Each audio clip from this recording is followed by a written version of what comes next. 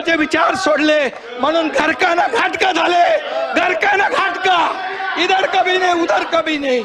आणि म्हणून परब साहेब तुमचा इतिहास मला माहित आहे. मला बोलायला लावू नका, मला बोलायला लावू नका. मी बोलत नाही, मी कधीही कमरेच्या खाली वार करत नाही. मला सगळं माहित आहे, अंडी पिल्ली सगळी माहित आहे. कोण कुठे गेला, कशाला गेला हेही मला माहित आहे. हा एकनाथ शिंदे ज्यांनी केलं खुले आम केलं, खुले आम. मी तुमच्या पक्षप्रमुखांना सांगितलं होतं तुम्ही आता शिवसेना आणि भाजप युती करा. मी मुख्यमंत्री होणार होतो, 5 वेळा सांगितलं. का मुख्यमंत्री पदाच्या खुर्चीमध्ये एवढा मोह झाला? का झाला? का झाला? जे बाळासाहेबांनी सांगितलं होतं करू नका, काँग्रेस बरोबर जाऊ नका, तुम्ही का गेले? मोहापायी, सत्तेसाठी. मग मोह कोणाचा?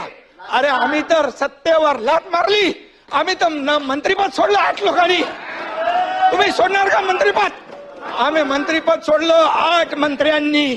आम्हाला काय माहित होतं की आम्ही काय होणार आहे आमचं. आणि म्हणून आम्ही एकतर लढून जिंकू किंवा एकतर लढून शहीद होऊ असं म्हणून आम्ही लढलो. तुम्ही आम्हाला काय सांगताय?